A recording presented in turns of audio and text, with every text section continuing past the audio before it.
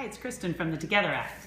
I recently read this amazing little book, The Life-Changing Magic of Tidying Up by Marie Kondo, and I've been working my way through our home, tidying and discarding as the book instructs. Ms. Kondo suggests that you work in categories, very specific categories. She begins with categories she feels are going to be a little easier and momentum building, and then ends with things that are a little more difficult due to the fact that they're a little more sentimental and folks find it harder to get rid of things in those categories. As a personal stylist, I often find that people have a lot of clothing that they hold on to for sentimental reasons. So I was kind of surprised that she chose clothing as the first category, but she did, so that's where I started. In order to get started, if you're ready to do clothing, you need to take every single item of clothing that you own and put it all in one giant pile on the floor in one room. Yes, for real. Everything that's in the mudroom, anything that's hanging on the back of your bathroom door, everything from your drawers in your closet, all of your shoes, everything. Out of season clothing, all of it goes in one pile in one room. The reason Marie Kondo suggests doing it this way is because this allows the reality of what you own, how much you own, to sink in.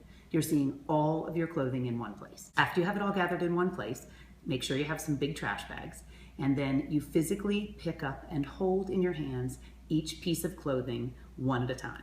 So there's no trying on, which as a personal stylist was very new for me. I always have my clients try on the clothing that they're considering purging. So this was a completely new approach, but I did it exactly as the book suggested and held each piece of clothing in my hand.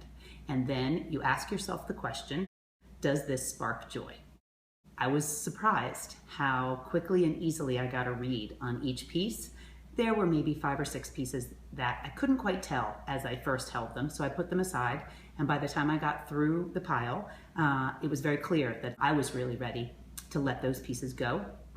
And I found it fascinating that just by asking myself if a garment sparked joy, that I really knew whether it was time to get rid of it or something I wanted to keep. Once that's done, then you move on to the folding and kind of organizing, and to the hanging and the order and the way in which she hangs things. She hangs heavier, darker pieces to the left side and then works through to lighter weight and lighter colors as she moves to the right.